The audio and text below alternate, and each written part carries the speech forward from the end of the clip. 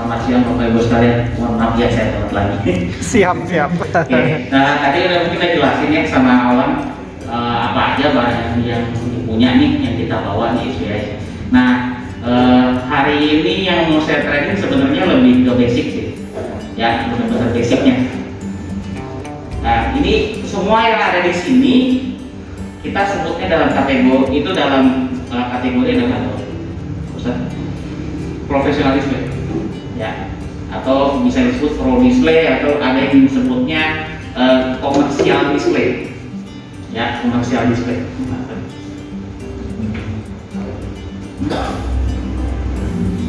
Oke, komersial display. Nah, apa itu komersial display? Sebenarnya secara garis besar artinya ini. Apa ini kabarnya? Oke, nah ini apa itu professional display? Ini adalah semua produk, ya, display atau monitor yang benar-benar dirancang khusus untuk memenuhi kebutuhan bisnis atau komersial. Ya, bisa dipakai di semua bidang industri, bisa retail, hotel, perbankan, logistik, transportasi, corporate, serta pendidikan. Pendidikan juga bisa. Ya, jadi artinya ini Pak, professional display, komersial display ini. Jadi displaynya yang buat kebutuhan bisnis. Nah, apa yang membedakan si Pro Display sama Consumer TV? Kalau Consumer TV secara operasional hour atau jam operasional atau jam pemakaian itu sehari direkomendasikan kalau untuk Pro Display itu 16 sampai 24 jam per hari. Jadi dia bisa menyala 16 jam minimal sampai maksimal 24 jam atau alias terus menerus selama 1 minggu. Nggak ada masalah. Kalau Consumer TV itu sebenarnya direkomendasikan oleh pabrikan menyala hanya 6 sampai 8 jam sehari. Bisa nggak menyala 24 jam sehari? Bisa. Tapi lifetime berkurang. Ya, misal dikasih garansi 1 tahun nyalain 24 jam setiap hari, paling menyusut dia tinggal ya 6-7 bulan dan rusak. Iya. Ya. Oke. Dari segi brightness atau keterangan atau kecerahan layar. Kalau professional display itu mulai dari 300 nits. Nits itu sebenarnya satuan kandela per meter persegi. Ya, jadi satuan buat intensitas cahaya 350 nits sampai 2500 nits. Kalau 2500 nits ini dipakai di mana? Dipakai di outdoor. Ya, karena dipakai di outdoor. Kalau Consumer TV itu biasanya hanya 200 sampai 250 nits. Kenapa hanya segitu? Karena memang didesain atau dipakai untuk menonton TV. Kalau terlalu terang layarnya, matanya sakit. Ya, matanya sakit. Kalau komersial display, kenapa dia terang? Karena kalau nggak terang, nggak menarik perhatian, Pak. Ya, nggak menarik perhatian. Orang harus lihat konten redup-redup apa itu ya? Ini dia ambil apa informasi apa? Ya, jadi dia terang. Kalau yang Consumer TV buat nonton TV, kalau keterangan sakit. Lagian nontonnya di rumah Pak, tetap biasanya. Ya.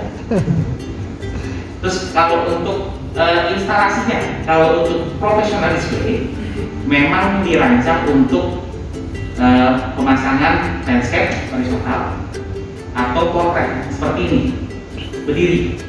Ya, kalau consumer hanya ya, landscape aja, horizontal aja. Bisa nggak dibikin portrait?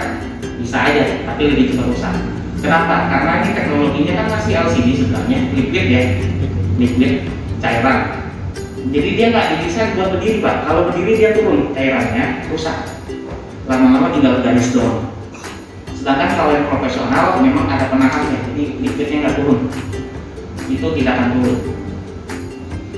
Yang keempat ini kontrol. Jadi kalau professional display, saya bisa kontrolnya, contoh misalnya matiin, nyalain, besar kecilin volume lewat remote control. Tapi saya juga bisa pakai RS232. Bisa juga saya kontrol lewat RJ45. Kalau consumer hanya remote control aja. Garansi, dari segi garansi, professional display biasanya Pak 3 tahun. 3 tahun terus bisa di-extend maksimal biasa sampai 5 tahun. Jadi 3 plus 2, 5 tahun.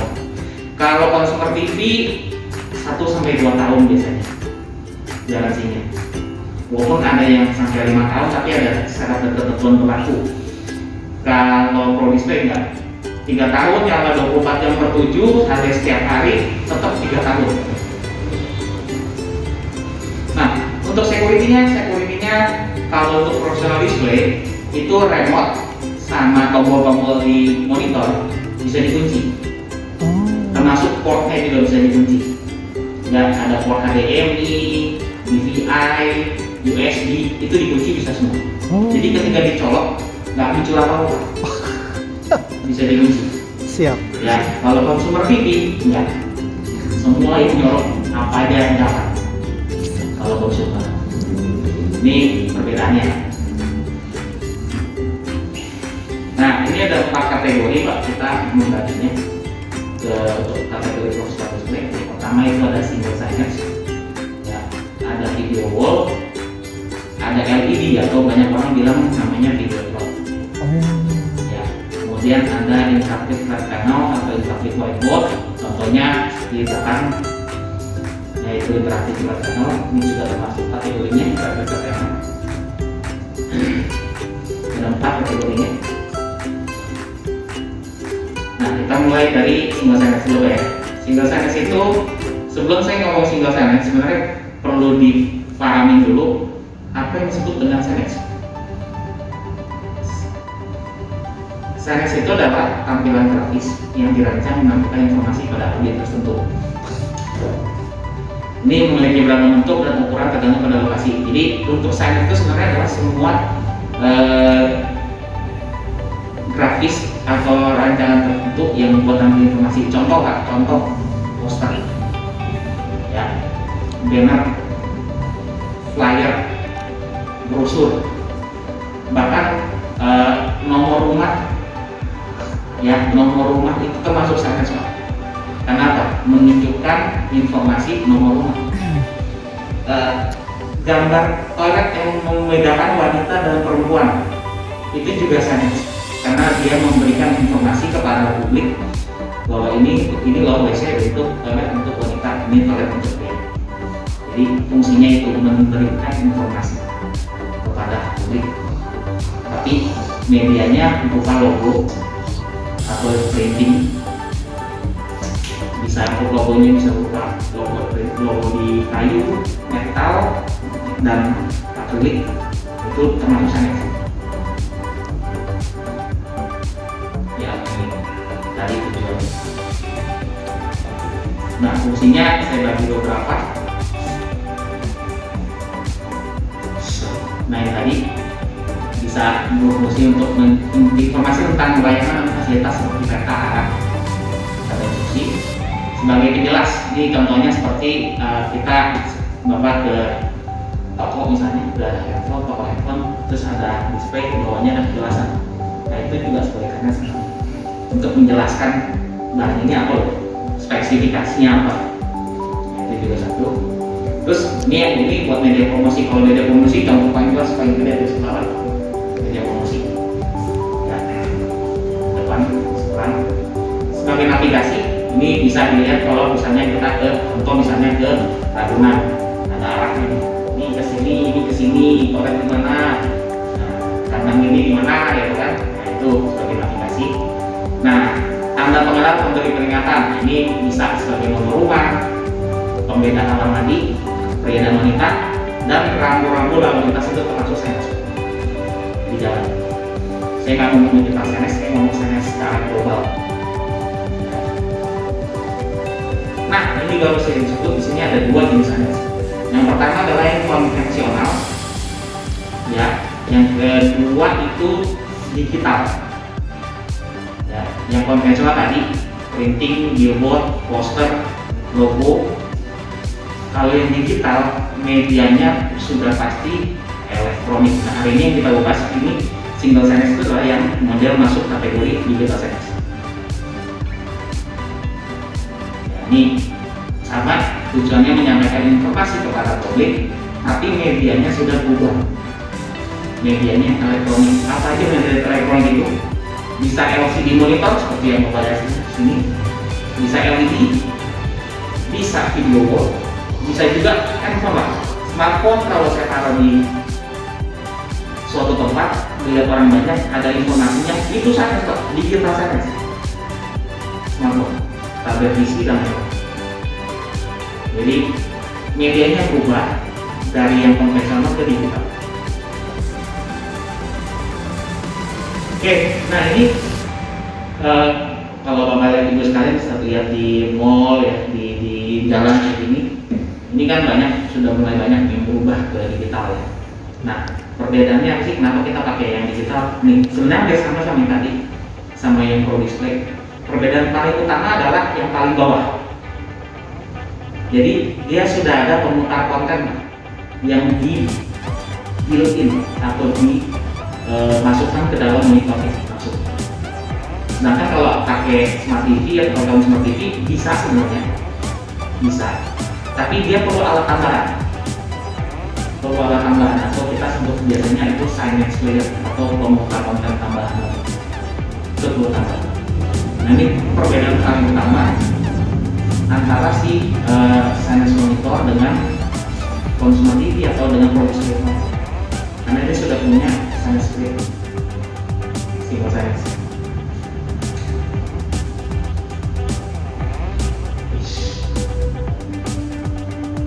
Ya, ini ada sebabnya kenapa harus pakai digital, harus berubah dari konvensional ke digital.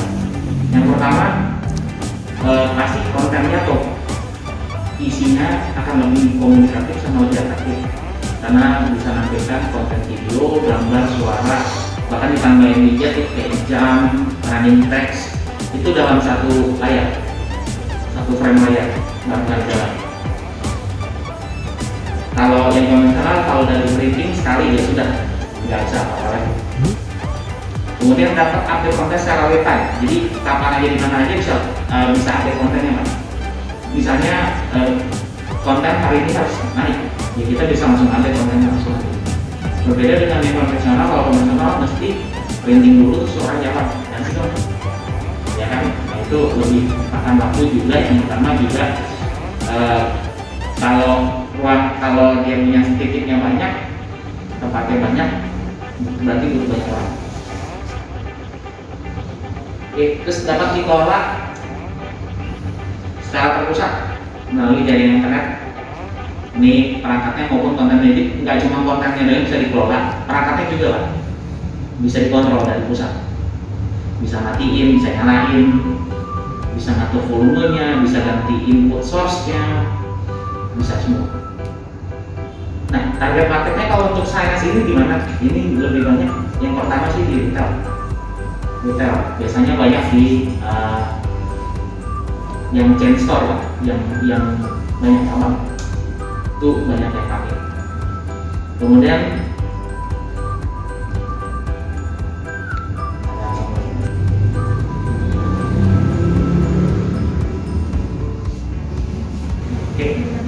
banyak lagi.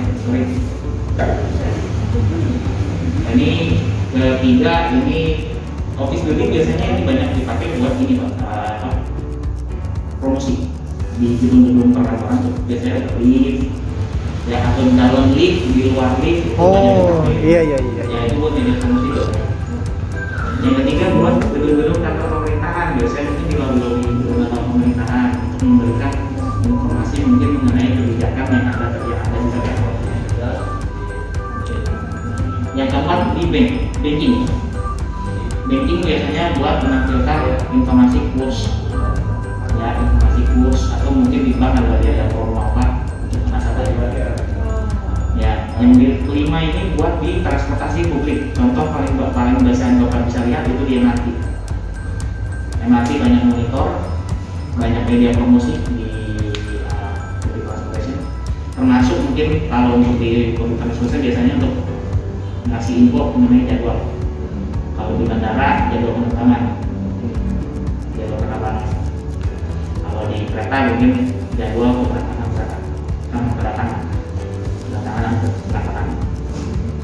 Nah, yang keenam paling buntut itu di hospitality. Hospitality ini bukan rumah sakit Pak, tapi lebih ke hotel. Hotel, ya hospitality hotel. hotel di mana taruhnya? Biasanya di meeting room. Kalau hotel-hotel biasanya yang di atas bintang 3 biasanya ada meeting room. Oh. Ya, orang-orang sewa buat bikin event di ballroom, ada meeting room kecil. Nah itu biasanya ditaruh di depan buat kasih info. Hari ini jam sekian ada acara ini lagi berlangsung di depannya. Ya di depannya biasanya. Atau misalnya di lobi di bawah. Hotel lagi punya promo apa hari ini. Terus mungkin dia mengarahkan ke atau biasanya ada restorannya punya menu khusus mungkin hari ini atau apa gitu. Itu hotel, hospitality hotel.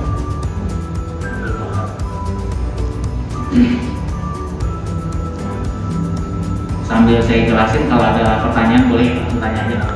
Siap. Nah ini contoh pemakaiannya Pak. Digital roster, ini seperti ini saya semua digital standar. Sebagai menu buat, nah menu buat ini biasanya banyak ditemui kalau sekarang ini contoh kayak di McD, ya KFC, AW, Starbucks, Solaria, itu semua sudah mulai beralih ke pemakaian menu digital. Nah, karena dari saya bilang retail yang paling banyak Pak yang pakai bentuk fotonya seperti ini buat menu promo satu store 5 misalnya, atau bioskop SS1 punya tempat buat beli popcorn dan lain-lain. Nah itu sudah mulai banyak diganti ke digital. Satu tempat biasanya dia pakai 10. Terus buat nampilin dia punya no showing, coming soon, nah itu juga sudah ganti digital. Movie list. Nah, jadi cukup banyak tuh Pak satu tempat tuh sampai 20 layar. Nah, bayangin SS1 ada berapa? Ya, ada berapa bioskop? Ada berapa bioskop satu tempat, satu provinsi? Tinggal dikali aja. Oke, nah setelah kita ngomongin alatnya, hardware, ini ada namanya Content Management System atau CMS. Jadi ini adalah software yang fungsinya untuk mengatur alat-alat tersebut, termasuk untuk mengatur kontennya. Jadi bisa bikin playlist, artinya ini daftar putar konten. Ya, setelah konten ini nanti putar konten ini terus. Nah, setelah bikin playlistnya juga si CMS berfungsi membuat schedule. Jadi konten ini putarnya di hari Kamis. Nah, di hari Kamis saja, nanti Jumat beda lagi. Atau selama seminggu ini ya kontennya ini aja dulu nih, minggu depan beda lagi. Nah itu schedulingnya di CMS ini, di content management system ini. Nah fungsi yang keempat adalah dia untuk mendistribusikan konten ke masing-masing unit. Ya, jadi yang setelah setting playlistnya, setelah bikin schedule-nya, saatnya kita untuk mendistribusikan playlist dan schedule tersebut ke masing-masing unit. Bisa saja kontennya berbeda-beda tiap unit, bisa aja. Atau disamain semuanya, itu juga memungkinkan.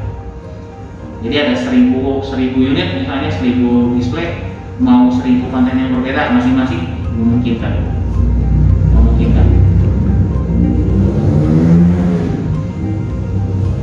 Oke, jenisnya ada 2 Pak. Bapak Ibu sekalian ada 2. Jadi ada yang berdasarkan cloud, ya, ada yang berdasarkan on-premise. Bedanya apa? Kalau cloud itu user itu tidak perlu invest server, ya, jadi servernya ada di yang pemegang brand,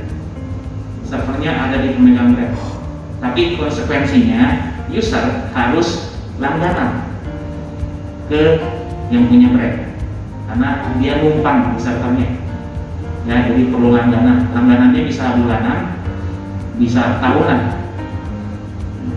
Terus gimana kalau udah langganan? Dia nggak bisa pakai lagi, nggak bisa dipakai lagi.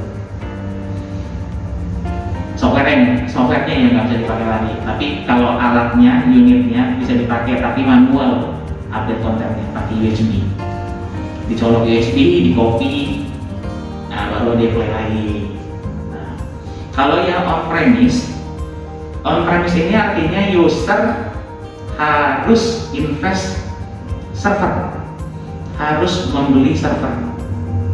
Nggak cuma server doang, tapi dia harus beli Windows-nya, operating system. Ya, operating system dia juga harus beli lisensinya. Di sini juga ada namanya database softwarenya, dia juga harus beli lisensinya. Ini selain bayar untuk lisensi CMS-nya, software sendiri. Ya, tapi keuntungannya apa? Cuma beli sekali di awal, investasinya tinggi di awal. Tapi setelahnya dia bisa pakai seterusnya. Tidak ada kewajiban untuk langganan, tidak berlangganan. Ya, jadi yang cloud biasanya investasi di awalnya sedikit lebih murah karena dia punya langganan mungkin misalnya setahun $10 per unit. Ya. Kalau yang ini sekali beli nih misalnya nih $5.000 atau $10.000, tapi seterusnya punya sendiri sudah. Nah, perbedaannya di sana Pak. Jadi ada dua jenisnya. Ini berdasarkan servernya ada di mana. Ada punya sendiri, ya si server si user invest sendiri servernya, atau nebeng sama yang punya brand.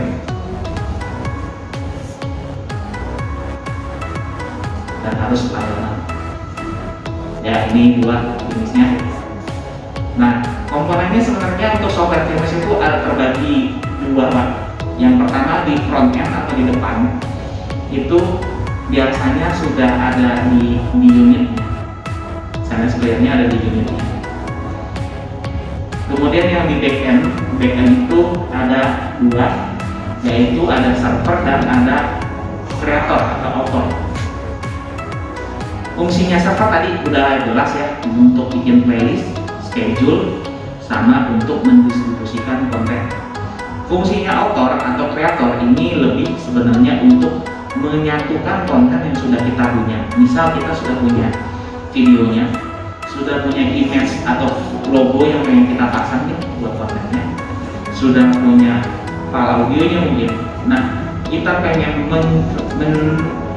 combine itu semua jadi satu layar. Nah, fungsi author itu. Jadi sudah ada template nih. Layarnya dibagi 4, layar baginya 5, bagi 6, bagi 3. Itu beda-beda fungsi atau bebas.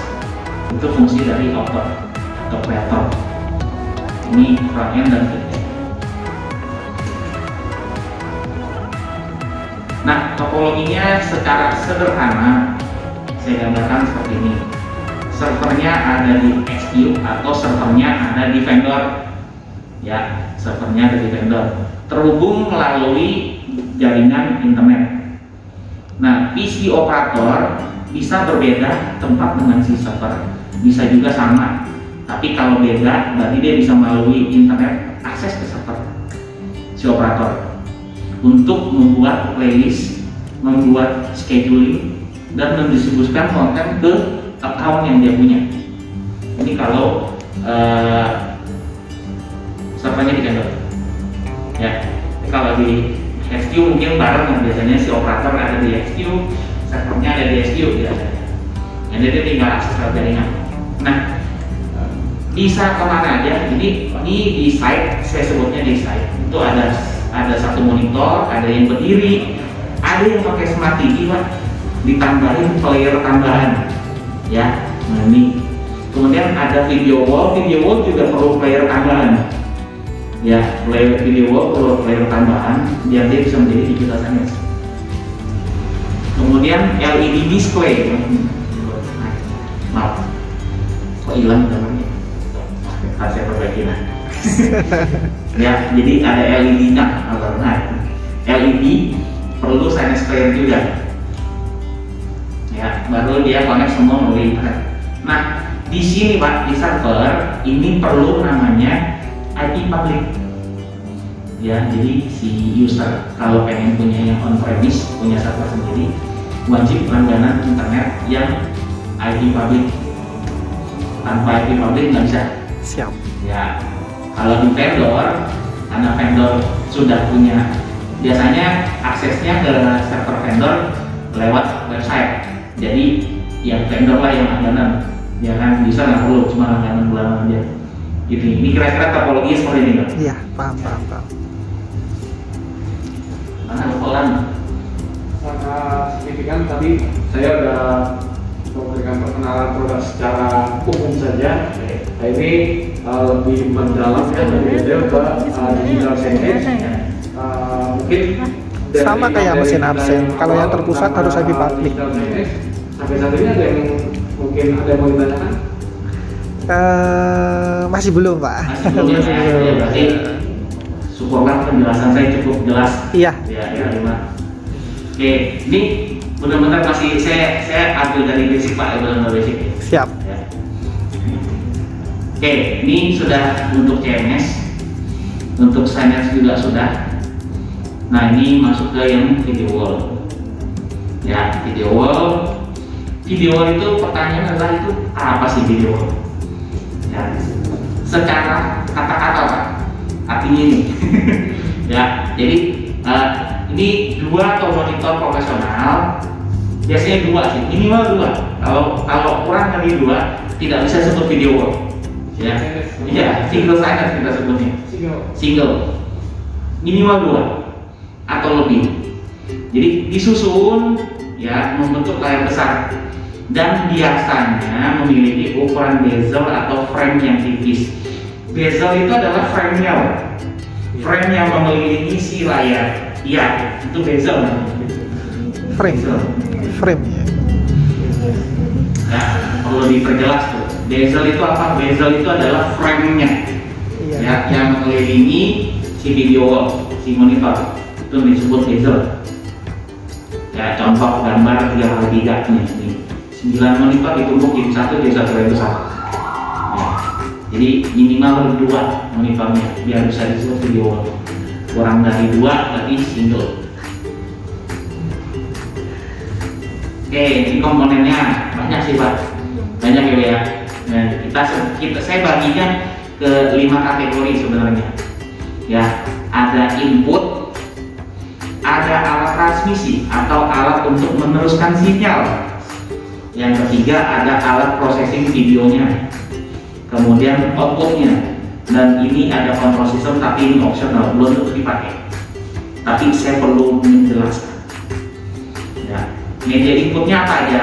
Bisa berupa CCTV, bisa berupa video conference, ya, bisa berupa MVR atau DVR, bisa berupa kamera. Kamera ini bisa berupa handycam atau kamera yang benar-benar buat profesional, broadcast kayak buat di TV. Kemudian laptop atau PC. Saya lupa sebutin satu, jadi saya sekarang juga bisa dimasukin sini sebagai input. Nah, kalau transmisinya, alat transmisinya apa ya? Ini alat transmisi buat meneruskan sinyal video atau sinyal jaringan ya biasanya. Ini mungkin Pak Toto udah lebih tahu ini, dia banyak pakai. Iya. Ya, mungkin kurang dia di mention aja. Ya, ini ada UDP, ada HDMI, ada VoE switch, ada wireless router. Oke. Nah, untuk alat processing videonya sendiri di sini ada 2. Ada video wall controller, ada decoder. Nah, kalau decoder mungkin Pak Toto tahu nih. Decoder itu kayak semacam DVR ya? Beda. Oh siap, decoder. Oke, kemudian outputnya sendiri ini ada monitor. Ya, outputnya pasti ke monitor. Nah, di sini selain monitor itu perlu breaker khusus untuk video. Nah, ini sini ada control sistemnya, ada control sensor sama touch panel. Ya, ini komponen sistemnya video wall. Ya, alatnya sebenarnya saya bagi ke beberapa bagian biar nggak bingung. Oke, sebelum kita masuk ke bagian video wall yang sistemnya lebih kompleks, ini ada yang sistemnya paling sederhana. Kita sebutnya sistemnya daisy chain, atau ada yang bilang itu tiling, atau ada yang bilang itu splicing, atau ada yang bilang itu looping. Ya, tapi istilah ini semua mengacu ke hal yang sama. Daisy chain, tiling, splicing, looping, ini semua hal yang sama. Ya, jadi saya kasih contoh di sini ada yang 4 monitor. Ya, kenapa disebut looping? Karena menggunakan hanya kabel aja Pak untuk menciptakan satu video wall layar besar. Jadi dari unit nomor 3 saya kabelin aja pakai kabel DVI atau DP DisplayPort ke 4. Nanti ada outnya lagi kedua, balik lagi ke 1. Jadi melooping, membuat satu loop kita sebutnya. Koneksi kabel top HDMI saja? Kabel DP atau DVI. Oh, Hanya kabel DP atau DVI aja. HDMI juga bisa, tergantung tipe unitnya. Dia ada beberapa unit yang ada HDMI in, HDMI out.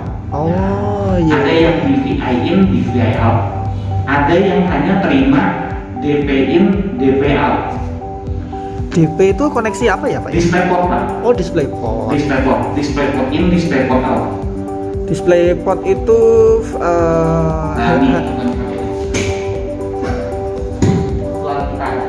Ini satu layar. Ya, tanpa perlu alat apapun lagi. Nah, seberapa besar sebenarnya bisa dibuat seperti ini? Ini ada maksimalnya. Ya, kalau inputnya alias saya kirim sinyal Full HD, ya Full HD dari PC atau dari laptop ke monitor, itu paling maksimal adalah matriksnya 10x10. Jadi 10 monitor ke satu, 10 monitor ke bawah, alias 100 monitor 10x10. Oh, Maksimal. Tapi kalau inputnya saya kirimkan adalah Full HD atau orang banyak bilang 4K, itu saya cuma bisa maksimal di 25 monitor. 5x5 maksimal di 25 monitor. Ini digunakan ketika hanya perlu satu input. Contoh, mau bikin jadi digital Sanex, karena nggak perlu input yang lain, cuma perlu Sanex Player aja. Kalau HDMI ke layar besar. Ya, jadi ya, lebih hemat budget sih Pak sebenarnya. Ya, karena ini ya cuma perlu Sanex Player, videonya stop, pakai kabel di looping, selesai. Ini yang paling simpel.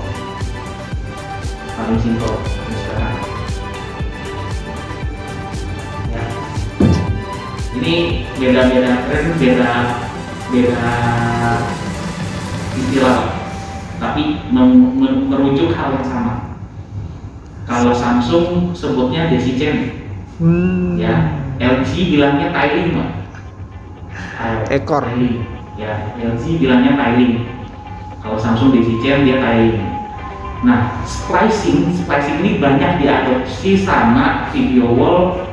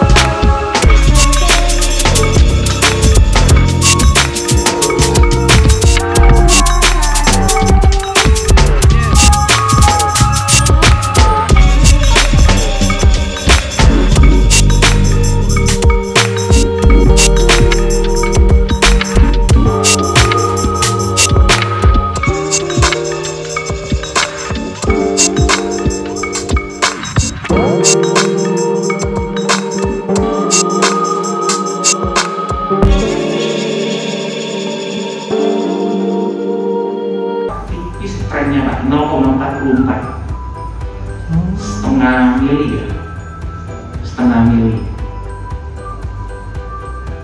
Kebetulan saya juga di sini ada videonya, mungkin bisa dilihat tonton sebentar.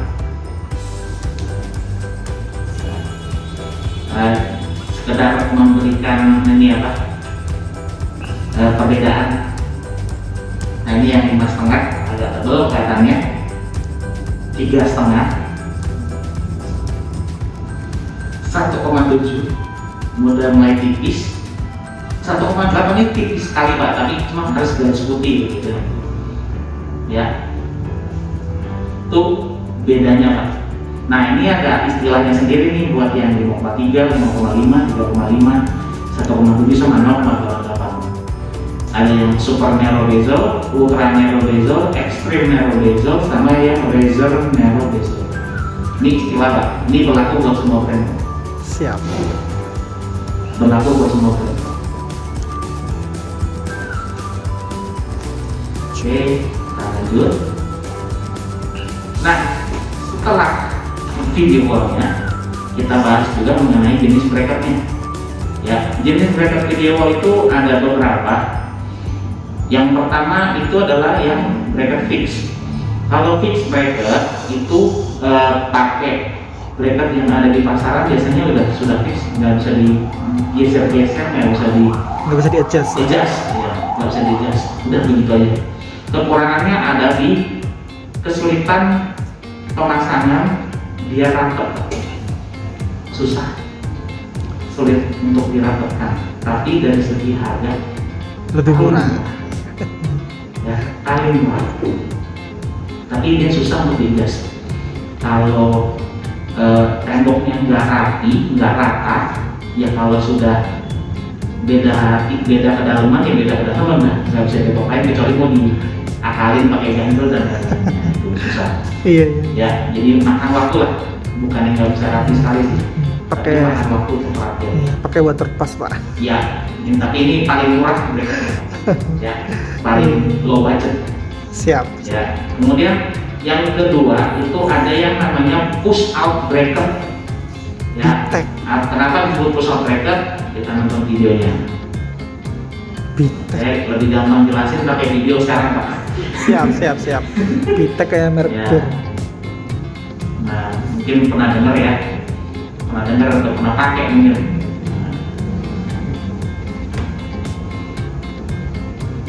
Saya jelaskannya sekarang lewat video aja. Nah ini kenapa disebut push out? Nah hari itu didorong pemasangan, saya cepatkan sedikit. Kita bisa lihat ya, push out atau push, nah didorong. Kekurangannya apa Pak? Kekurangannya kalau installernya tidak hati-hati ketika mendorong monitor, kemungkinan yang terjadi adalah monitornya pecah panelnya karena terlalu kuat mendorongnya. Oh. Ya, karena terlalu kuat mendorongnya. Karena no frame tadi ya, less Iya, frame-nya ya. Betul. Kita menaruh tangan di panel, kita dorong. Belum tentu tenaga di kiri dan kanan sama. Siap. Ya, ketika yang kiri mendorong lebih kuat, yang kanan nggak terlalu, dia akan miring juga atau kemungkinan besar pecah dan sebagainya. Keunggulannya apa? Nggak cuma kelebihan dan kekurangannya. Keunggulannya apa?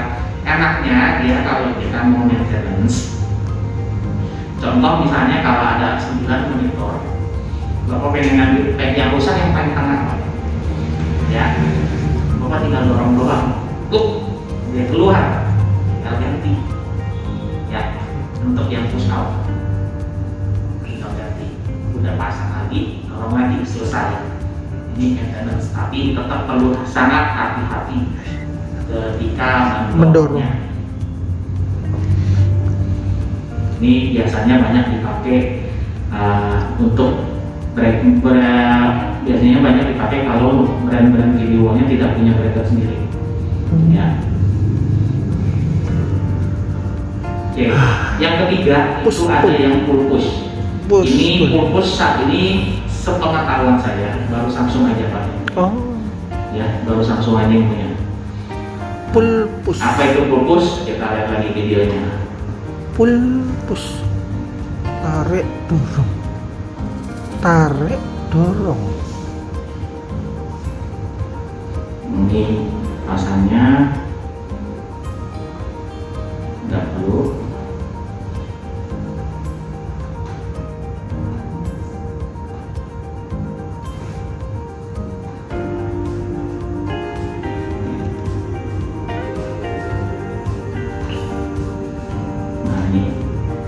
Nah ini dia harus pull dulu, dibuka, tarik, ya, kemudian dipasang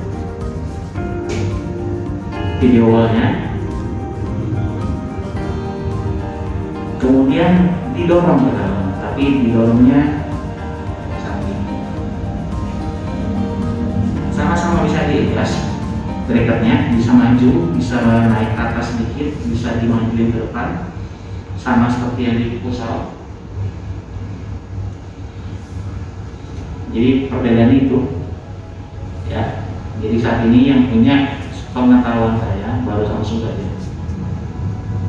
Antara Samsung, kalau yang ini banyak dipakai sama brand-brand yang memang dia tidak punya bracket. Siap. Ya. Oke, yang keempat adalah jenis yang standing. Ya, ini standing sudah bikinan pabrikan, Pak. Bisa juga ada yang model custom, tapi saya nggak bahas yang custom itu, bikinan lokal. Ya, ini ada yang model punya bikinan pabrik. Ini sudah ada yang modelnya satu, pertama yang mau baru. Ini jadi bisa dipindah-pindah di dalam karena ada rodanya. Ini tidak bisa sampai aman sih, sampai 3x3 aja sih, 9 monitor. Lebih dari itu menurut saya berbahaya buat dipindah-pindah. Nah, yang paling banyak itu yang 2x2, Pak. Kalau yang model pindah-pindah, hanya baru 4 monitor masih enteng dorongnya, Pak. Iya. Ya. Satu monitor kurang lebih sekitar 25 kilo. Jadi kalau ngedorong 4 biji masih oke lah, 100 kilo lah. Ya. Siap. Ya, masih 100 kilo masih bisa. 9 monitor cukup berat. Nah, yang satu lagi sebelahnya ini yang model nggak bisa dorong. Biasanya ini dipasang sudah fix sudah. Ya, fix saja dia nggak bisa bikin. Ini biasanya dipakai kalau yang model fix ini dipakai kalau temboknya gipsum. Oh iya. Ya, temboknya gipsum. Dan nggak mau dipindah-pindah lagi, fix saya di sana sudah pakai bisa.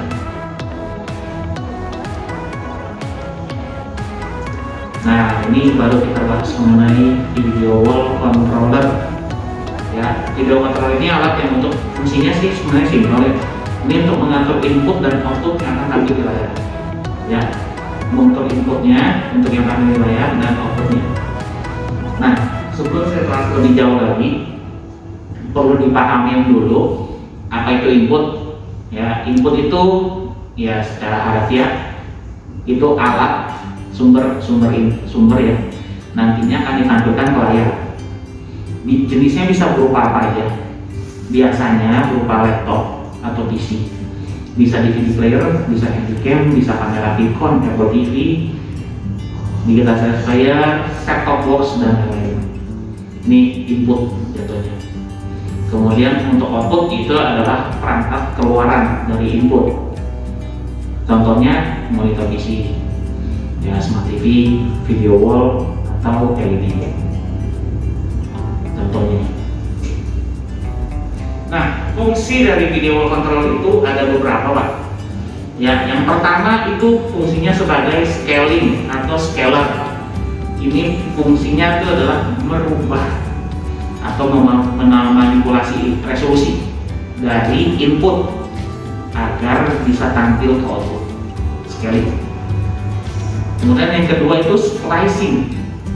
Splicing itu menggabungkan beberapa monitor menjadi satu layar besar.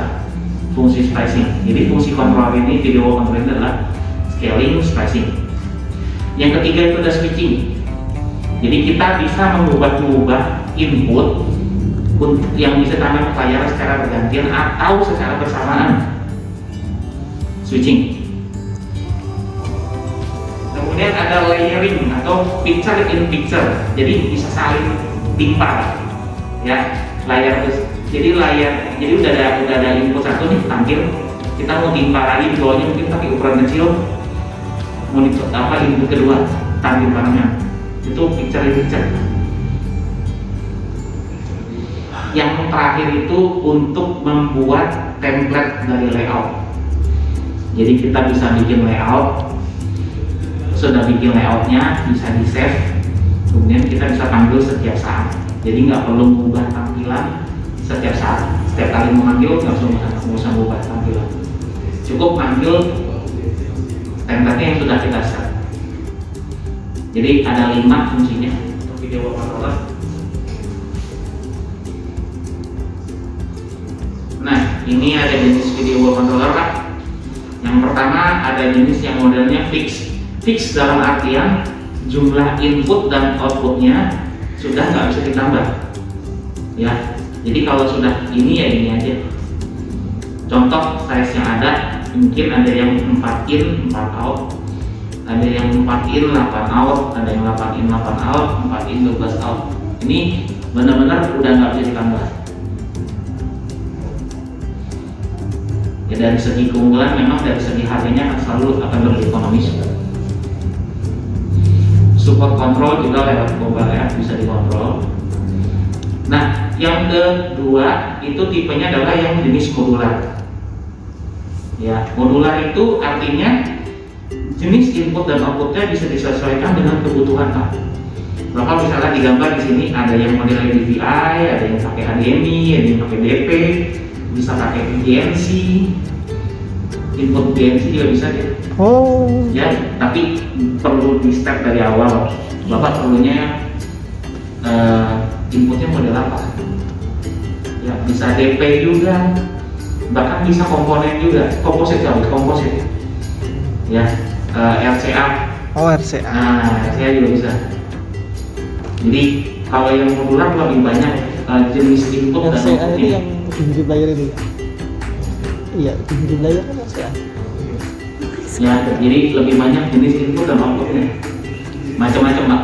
Tapi perlu ketika kita pengen bikin spek itu perlu disebutkan di awal. Inputnya apa aja sih? Yang mau ditampilkan apa aja? Iya. Ya, kalau inputnya, oh saya punya DVD player nggak punya HDMI-nya nih, HDMI cuma RCA ya, RCA berarti. Nah, dan secara fisik akan lebih besar bentuknya ya, karena dia support lebih banyak layar. Kalau yang ini maksimal 12 outputnya, kalau yang bawah banyak Dan lebih mahal. ya, banyak banget. Ini bisa sampai 144 monitor bisa, tergantung tipe ya. Dan biasanya itu kalau yang modular ini Pak, dia terdiri dari 3 bagian. Ada sasisnya. Sasis itu ini kotaknya buat tempat nempel si input sama output. Ini bagian input, ini bagian output. Oh, iya. Barangnya ya kurang lebih kayak di sama Bapak yang tadi udah lihat. Oh iya tadi. Kalau yang itu dia cuma bisa sampai 20 monitor. Inputnya 24. Nah, jadi tergantung tipe. Tapi secara garis besar seperti ini. Dan dia selalu terdiri dari 3 bagian. Ada sasis, ada input, ada output. Nah, ini yang tadi Pak Toto tanya ya, decoder.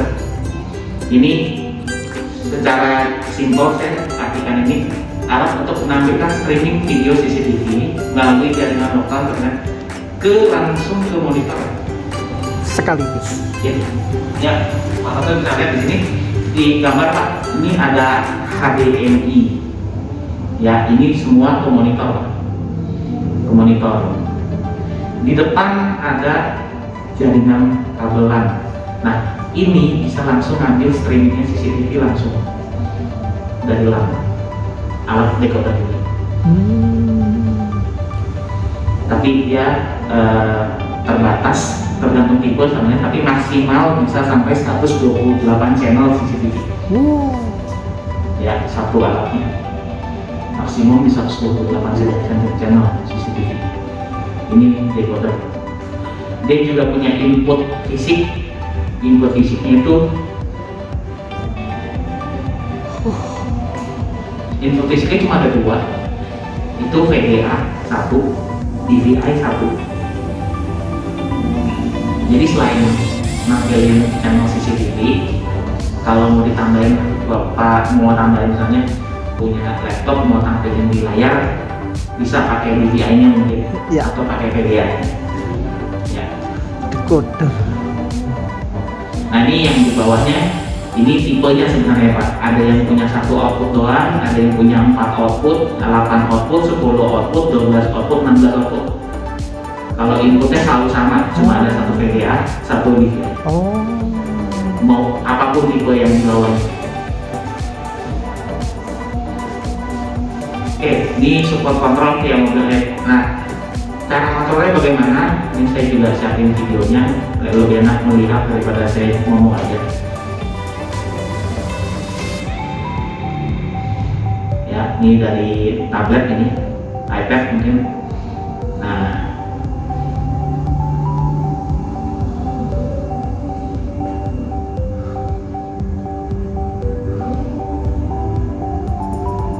ini dari jaringan langsung Wi-Fi.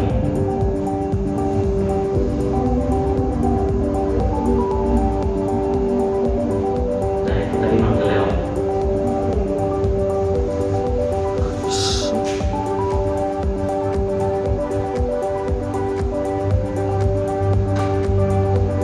Oke, sampai sini ada pertanyaan mungkin?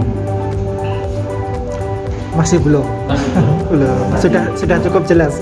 Ini cukup jelas. Saya ingin juga Pak ya, supaya ada sedikit jelas, mungkin silakan untuk Ya boleh sambil meeting atau mau comment center ya. Itu pengen kontrol yang terpusat. Nah kontrol terpusat ini kita bisa realisasikan dengan menggunakan control system. Nah biasanya untuk control system terdiri dari dua bagian. Ada namanya control processor dan juga ada namanya touch panel control sebagai user interface. Ya, di user interface-nya di touch panel control. Nah, control processor ini bisa digunakan untuk mengontrol selain alat-alat sistem video wall, contoh seperti video wall controller itu bisa dikontrol lewat di control processor. Terus kemudian monitor juga bisa. Jadi bisa diatur on off-nya lewat di control system. Kemudian bisa mengontrol audio, contoh bisa buat naikin turunin volume audio speaker ya. Terus bisa juga buat matiin nyalain lampu, kemudian untuk mati nyalakan AC dan kontrol suhu, naikin turunin suhu. Nah si prosesor ini sebagai otaknya, si touch panel control ini yang memberi perintah dari user. Siap. User yang tekan matiin monitor. Nah, di touch panel memberi perintah ke kontrol prosesor melaksanakan perintah tersebut. Ya, jadi kurang lebih analogi. Saya di sini ada coba. Ya, tambahkan ini Pak, ini dulu sistem. Kira-kira sepertinya Mas. Ini boleh ngomong. Nah, ini touch panel. Ini kita fisik sebenarnya. Itu opsional juga. Oke, nah dari sini touch panel saya mau nyalain, mau turunin routing. Oh. Ya. Atur AC, temperatur, lampu, naikin, nyalain, terangin, matiin.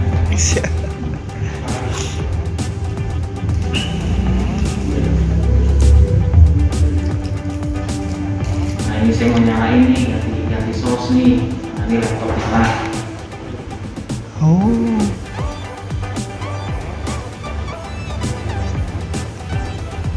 Ganti source. Kamu bisa dikoneksiin ke ke video conference untuk calling. Ini buat yang terpusat. Kira seperti itu untuk komposisi.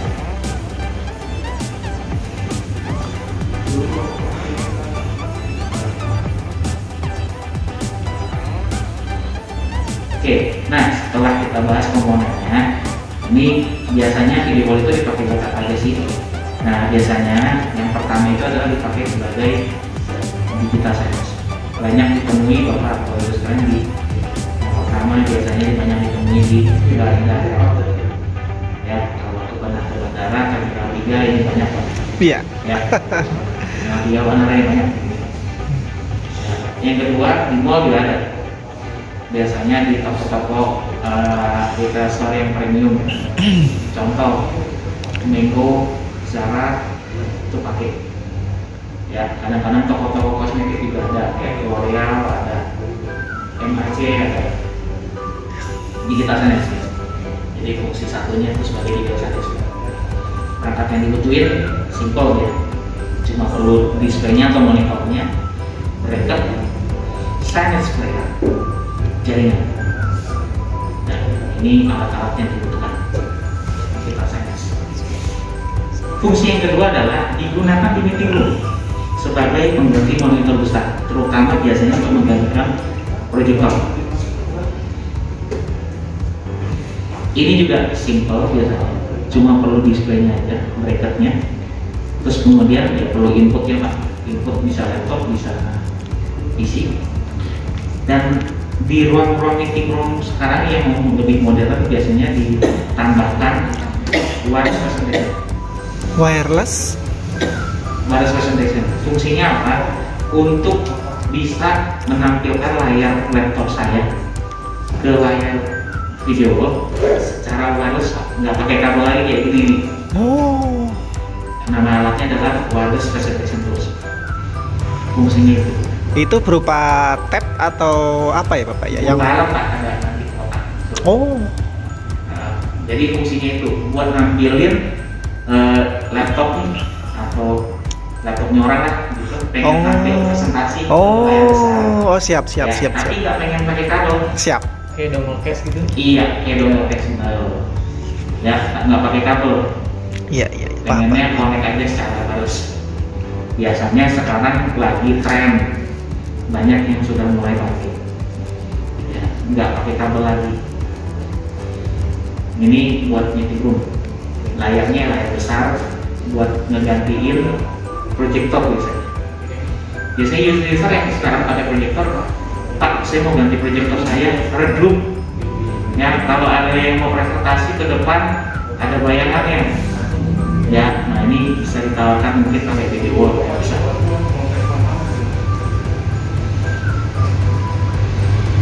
Yang ketiga ini buat monitoring room. Monitoring room ini biasanya di monitoring room adalah CCTV Pak. Ya, CCTV ya. Hanya melihat. Perangkat yang dibutuhkan itu ya ini simple juga sebenarnya. Cuma displaynya, monitornya, bracketnya. Nah, ini ada pakai decoder di sini. Iya. Nah, ini fungsinya Untuk monitoring room. Jadi untuk mengambil streaming CCTV langsung tanpa harus saya connect ke DVR atau NVR. Betul. Pakai decoder. Ya, ada media input karena dia punya input fisik 2 VGA dan DVI, bisa ditambahkan media inputnya. Entah itu laptop, entah itu player yang lain atau mau kamera juga. Kemudian yang pasti butuh jaringan internet. Iya. Nah, ini fungsi ketiga. Jadi banyak dipakai video wall di monitoring room.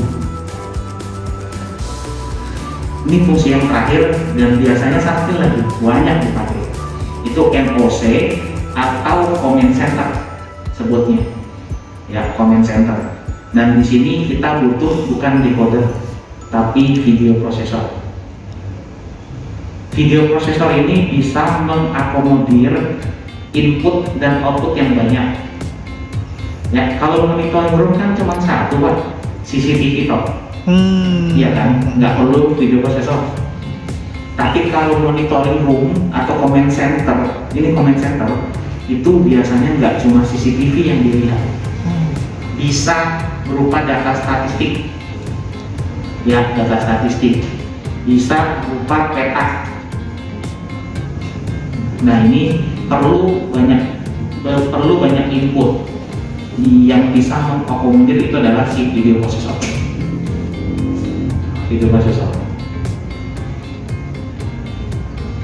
Jadi ini 4 fungsi kita bagi sih. Kami membagi fungsi video wall itu dipakai di 4 sesi. Nah ini ada poin-poin penting Pak untuk dalam merancang sistem video wall. Ya, yang pertama Bapak Ibu perlu tahu adalah kondisi dindingnya. Ya, kondisi dinding. Kalau gypsum sudah jelas tidak bisa langsung dipasang. Ya, karena pasti jebol. Ya. Yang kedua ini jumlah dan jenis input. Kenapa perlu tahu? Karena perlu menentukan alat processing videonya itu mau pakai apa. Kalau dia bilang saya cuma mau monitoring CCTV Pak, Bapak pasti data langsung pakai decoder. Iya, betul. Ya, pakai decoder. Tapi saya nggak cuma CCTV doang Pak. Ada laptop 10, isinya 5. Nah, sudah pasti Bapak perlu pakai video processor. Pasti pakai video processor. Ini juga perlu tahu. Tanya sama user, Bapak mau nampilin apa Pak di layar? Bapak mau nampilin apa di layar? Bapak buat apa video wall-nya? Buat meeting room kah? Buat monitoring room kah? Buat comment center kah? Yang ketiga ini aspek rasio. Kenapa penting? Kenapa penting pakai memperhatikan aspek rasio? Aspek rasio saat ini Bapak perlu, mungkin Bapak perlu pernah dengar 16:9 atau 4:3. Ini menentukan tampilan di layar. Kalau 4:3, tampilan di layar itu adalah kotak. Nanti di sebelah kiri sama kanannya hitam. Oh, seperti CCTV 9 channel, 6 channel. Itu aspek rasio. Aspek rasio, ya, paham. Kalau 16:9 itu adalah saat ini adalah aspek rasio yang paling sering dipakai oleh monitor di pasaran. Termasuk TV yang kita nonton di rumah saat ini pakai 16:9. Oh. Kalau 4:3 itu dipakai ketika TV-nya masih yang tabung. TV tabung itu 4:3. 7 tersegi panjang, ya itu 4:3. Kalau yang saat ini sedang dipakai banyak orang adalah 16:9. Jadi konten atau input adalah yang paling banyak dipakai orang adalah 16:9. Nah, kenapa saya bilang ini penting?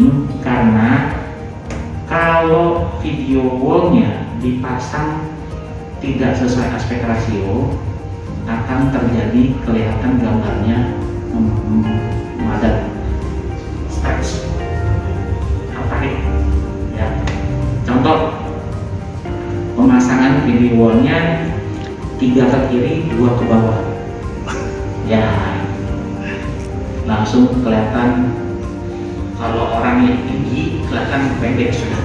Iya. Ya. Kalau logonya bulat jadi elips. Iya. Ya, ini sangat berbahaya kalau kita menggunakan video wall-nya di bidang promosi. Ya, kalau bidang promosi nggak boleh merubah logo, apalagi bentuknya jadi nggak jelas. Ya, jadi perlu diperhatikan aspek rasionya ini. Gimana caranya untuk mencapai aspek rasio 16:9? Jadi jumlah monitor ke kiri, jumlah monitor secara mendatar harus sama jumlahnya dengan vertikal. Ya, kalau 2 ke kiri, 2 mendatar, berarti ke bawahnya harus 2. Jadi 2 kali 2, 4 monitor. Kalau dia 3, berarti bawahnya dia 3 kali 3, 9 monitor. Itu pasti 16/9. 16/9 ini penting untuk di ruangan. Yang pertama buat jadi media promosi atau digital signage, itu penting. Kita harus benar-benar memperhatikan aspek ratio. Karena di sana orang taruh iklan, ada logo itu nggak boleh berubah. Kita nggak boleh berubah, bisa kena tuntutan. Ya, di pemerintahan punya logo instansi itu juga nggak boleh berubah. Ya, apalagi kadang-kadang ada yang menaruh lambang Garuda Pancasila, nggak mungkin jadi pendek, ya kan? Nah, itu juga nggak boleh. Nah, itu di data science. Yang kedua buat di meeting room, buat di ruang meeting. Kenapa? Karena laptop ini 16/9. Ya, laptop ini 16/9 Pak. Begitu dicolok, kalau ketemu 16/9 gambarnya normal. Kayak saya kalau begini normal gambarnya. Nah, kalau monitor ini saya tambahkan sebelah, yang terjadi adalah apa? Ini Kegeser ya. Ya, nggak enak dilihatnya. Orang yang melihat apa ini orang pasang presentasi begini, ya itu buat di meeting room wajib sih Pak, perlu diperhatikan. Siap. Rasionya. 16/9 Ya, 16/9. Jadi kalau buat meeting room, buat di betasannya, saya menyarankan ukuran jumlah monitornya sama. Kiri maupun mendatar ataupun vertikalnya harus sama. Nah, berbeda hal dengan kalau dipakai di monitoring room. Itu aspek rasio bisa kita abaikan, Pak. Kenapa? Karena satu monitor bisa menampilkan banyak konten. Contoh misalnya, saya punya video wall 3x3, saya mau menampilkan CCTV 64 channel. Pasti satu monitor itu banyak channelnya, Pak. Iya, betul. Ya, kita bisa abaikan. Kalau paling terus juga untuk yang contoh buat yang comment center. Kalau comment center itu inputnya juga banyak. Inputnya ada 15, layarnya 15 misalnya. Berarti satu input satu layar. Saya nggak perlu pikirin untuk resolusi. Oh, siap. Tetap normal.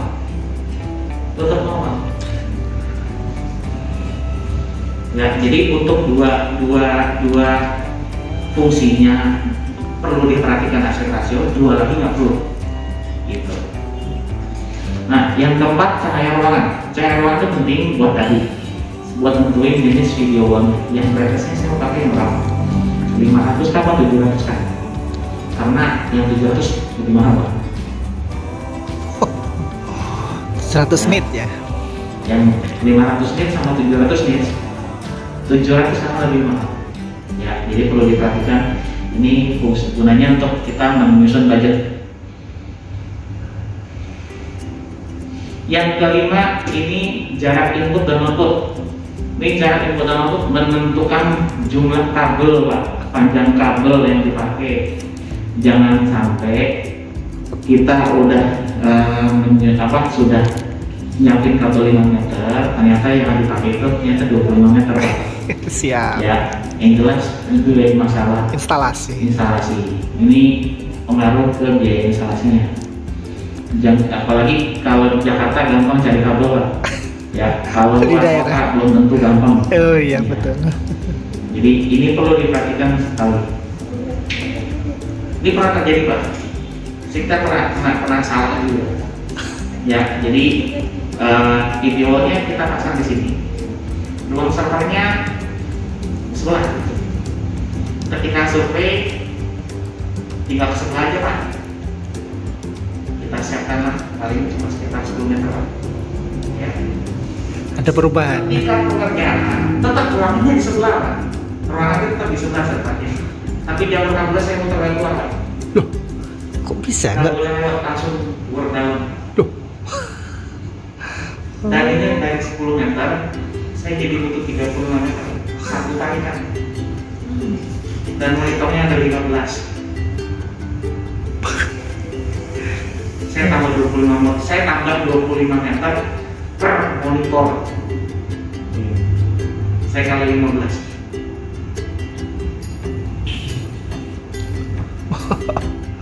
Ya, budgetnya pasti kurang gitu. Iya. Ya, itu benar-benar perlu diperhatikan.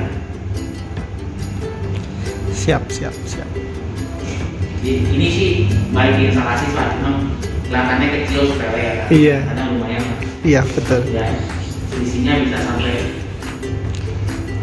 tadinya kita bisa prediksi cuma habis 15 juta atau ya bisa sampai 35 juta. Waduh. Ya Allah ya. Iya. Iya. Secara harga masih ada, tapi kan mengurangi. Iya.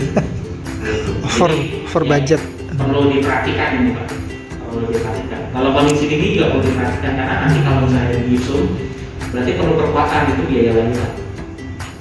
Perlu bikin struktur, ya, perlu bikin struktur. Follow, bikin nanti dia minta Pak saya maunya video wallnya sejajar lah dengan tembok. Nah kalau perlu bikin sejajar dengan tembok berarti kan kita perlu bikin semacam kayak ini Pak, frame Pak. Ya tambahin HPL lagi, Rangka. ya tambah rangka lagi, biar kelihatannya rata. Biaya juga sih. Ya, jadi ini penting sih perlu ditanya. Material. Iya, material perlu ditanya. Nah, ini kira-kira poin pentingnya Pak. Kalau target market saat ini untuk video wall paling banyak itu di pemerintah. Ya, pola lebih banyak di pemerintah. Memakai video. Yang kedua, di gedung perkantoran jadi banyak juga yang pakai untuk di ruang meeting. Yang ketiga di hotel. Perbankan juga ya. Public transport sama nih kayak di bandara. Ya, jadi gitu. Kalau mau nanya, ini untuk poin yang ke 1,5 jarak input dan output maksimal jika hanya menggunakan kabel berapa meter, kemudian jika lebih apakah sebenarnya alat? Kalau untuk kabel HDMI saat ini kabel HDMI standar ya itu paling panjang 25 meter. Paling panjang. HDMI ya. Ya, HDMI paling panjang 25 meter. Itu yang standar. Nah, gimana kalau lebih dari 25 meter? Itu bisa pakai ada dua pilihan. Yang pertama menggunakan kabel HDMI yang optikal atau fiber optik. Ya, fiber optik. Itu ada yang panjangnya sampai 100 meter. Tapi harganya luar biasa. Harganya luar biasa. Yang panjangnya 30-35 meter kemarin saya terakhir lihat, ini mereknya bagus itu harganya 5 juta. Waduh. 5 juta. Wah, luar biasa. Tapi ini yang kabel bagus. Iya. Ya, kabel bagus. Itu 5 juta. Ya itu apa 30 meter. Optikal ya Pak ya. Pemasangannya tidak boleh kena tepuk. Tepuknya dan nanti tepuk patah ya. Kalau cuma bulat gitu nggak apa-apa. Iya. Tapi kalau sampai patah begini nggak boleh. Ya, pemasangannya nggak boleh tepuk. Terus cara kedua itu menggunakan HDMI extender. Itu lebih murah. Ya, yang lebih murahnya. Low budget. Ya, lebih murah itu. Oke, HDMI extender. Paling satu pasang ada yang 600, ada 700 ribu satu pasang. Tinggal incas kabel TV-nya aja. Jadi ada dua cara. Ini untuk video blog sampai sini ada pertanyaan Bapak Ibu sekalian. Mungkin saya menjelaskannya terlalu cepat.